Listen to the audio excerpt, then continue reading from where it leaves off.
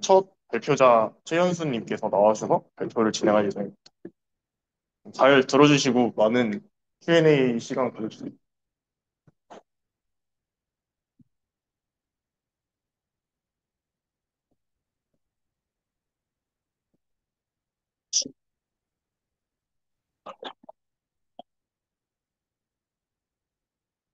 네, 질문을 해주시면 될 것 같은데.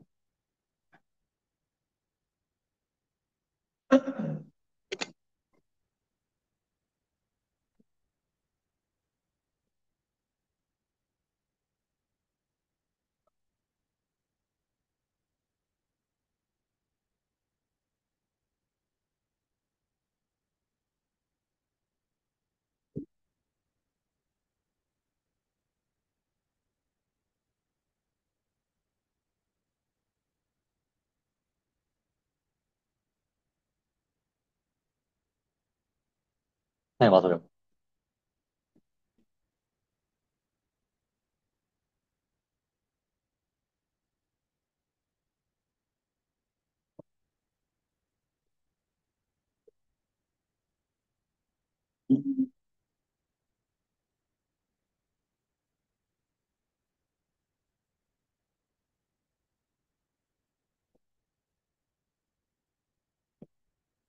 그냥 이 정도로만 생각을 해주면 좀 될 것 같은데, 이 위상 수학이라는 거에서 구멍이나 이런 연속성, 이런 위상 동형이 되는 무언가에 대해서 좀 핵심적으로 다룬다라는 것 정도를 좀 설명을 하고 싶었습니다. 사실 살짝 이런 생각이었어요. 얘가 제대로 모르는데, 얘가 뭔지도 모르는데, 이걸 사용한 데이터 분석을 제대로 설명을 할 수 있을까라는 그런 좀 생각이었다. 그런 생각에서 들어간 자료였다 정도로만 좀 생각을 해주시면 될 것 같습니다. 사실 몰라도 쓰는 데는 문제 없어요.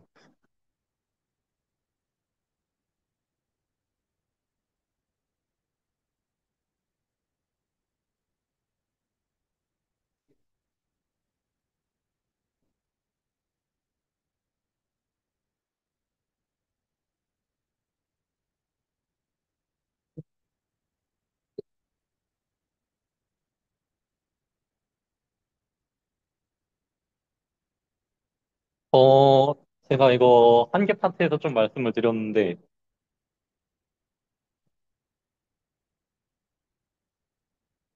여기서 방금 말씀드린 것처럼 TDA는 사실 위상 정보 하나만을 뽑겠다는 목적으로 만들어진 분야라서 위상 정보만을 뽑는 데 쓰이고 다른 곳에는 크게 응용이 없어요. 왜냐면 이 분야 자체가 그걸 위해서 만들어졌기 때문에. 그 때문에 일반적인 통계 기법이랑 이것만 했을 때 데이터가 딱 하나로 규정된다 이런 건 아니고요. 데이터의 구멍의 개수를 파악할 수 있다. 어떤 위상적인 정보를 파악해서 이거를 좀 분석을 할 수 있다 정도로 생각을 해주시면 될 것 같습니다. 실제로 이제 사실 그런 게 가능할진 모르겠네요. 한 어떤 통계 기법을 다 적용했을 때 이걸 만족하는 데이터 셋은 이거 딱 하나다. 라는 게 가능할진 모르겠어요. 이 정보 기하학이든 다른 분야를 적용을 했을 때도. 왜냐하면 통계학 자체가 어떤 딱 하나의 대상만을 다루는 게 아니다 보니까. 뭐 그냥 개인적인 생각이었습니다.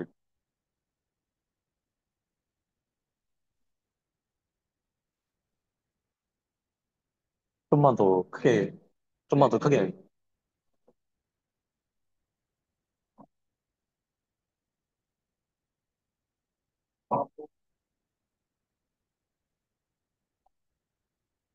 이건가요?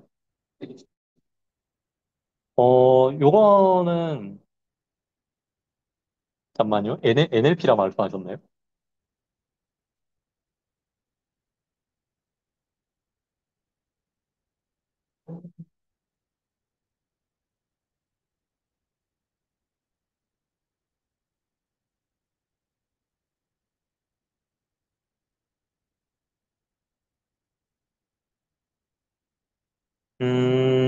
저 사실 완전하게 다 본 거는 아닌데, 간단하게, 그러게요. 이걸 놓쳤네. 간단하게 말하자면 그냥 일반적인 분류 문제라고 생각을 하시면 될 것 같습니다, 근데. 왜냐면은 이거는 얘를 어디다 적용을 했을 때, 얘를 어디다 일반 실용적인 분야에 적용을 해서 성능을 보겠다는 게 아니라, 일반적으로 사용되는 테스트 셋에 적용해가지고 확인을 얘가 어떤 수준의 성능 향상을 이뤄낼 수 있는지 확인을 해보겠다는 목적이었기 때문에 아마 일반적인 그냥 분류 문제 정도로 들어가지 않았을까 예측은 해보겠습니다. 네. 저도 이건 놓친 부분이네요, 제가.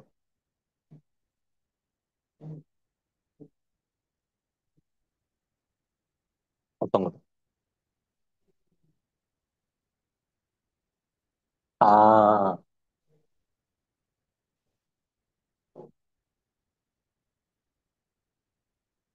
아, 이거는 그거예요. 이 피레이 이전에 제한이 됐던 위상 레이어 같은 느낌인데 이 부분에 대해서는 저도 자세히 알아보지는 않았다. 네.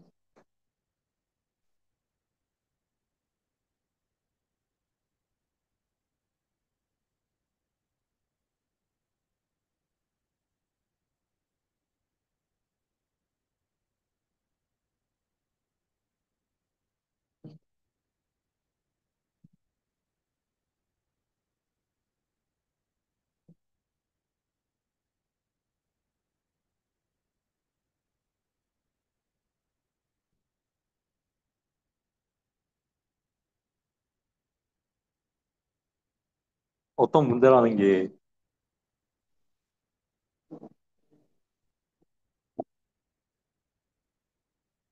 아,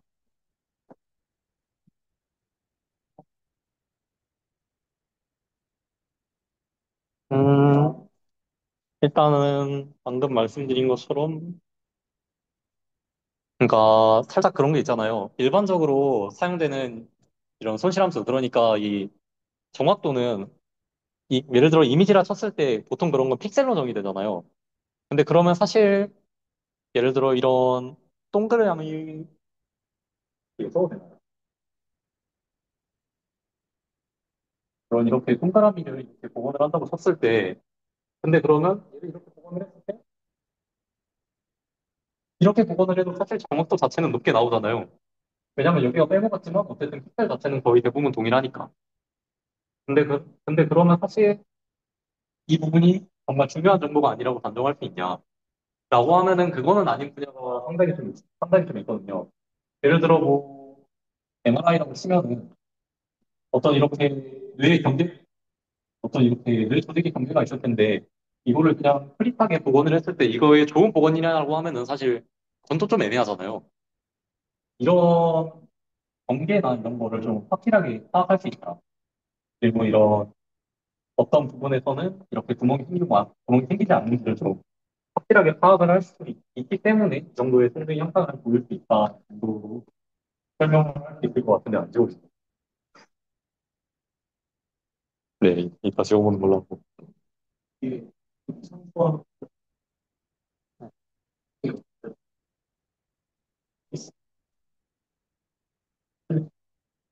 네.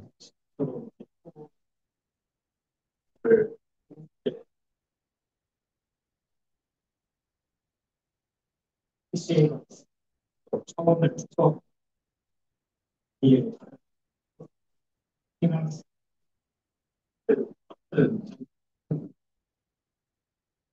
그러니까 그거는 사실 근데 기법에 따라서 좀 달라질 수 있는 부분이라 가지고 예를 들어 그냥 프로젝션을 했다고 치면은 사실 구멍은 그대로 보일 텐데 이거는 그러니까 정확히 뭘 의도하신 건지 좀 여쭤보고 싶은데 이거.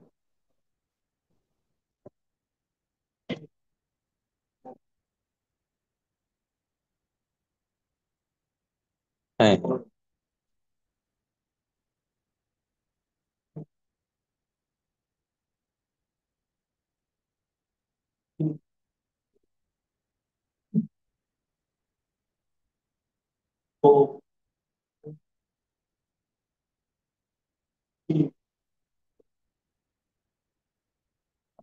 근데 그거는 기법에 따라 달라질 것 같아요.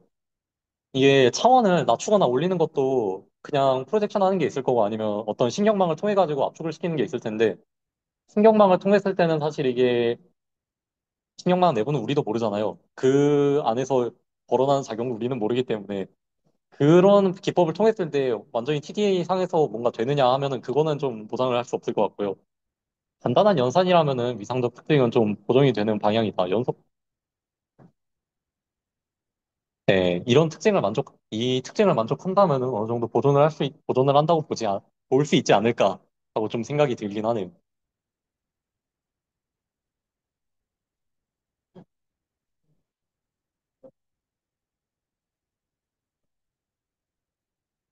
네.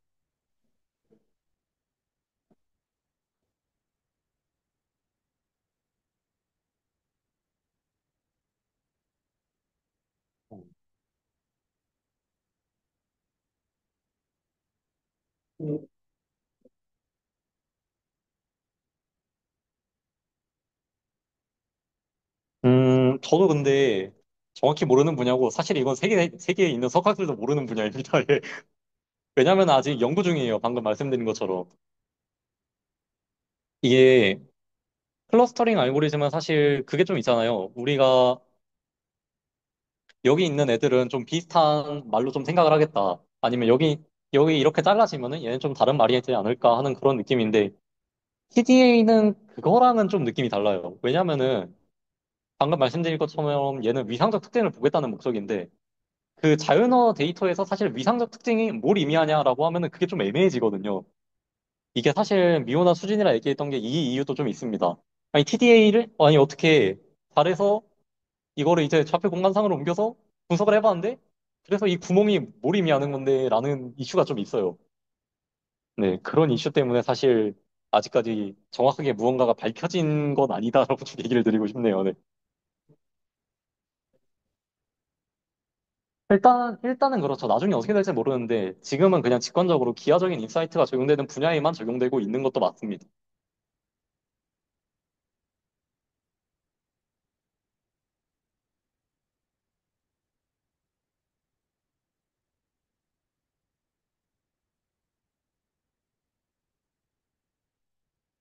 질문이 더 없으시면은 12시가 되기도 했고, 다음 발표 자를 위해서 저는 물러가 보도록 하겠습니다.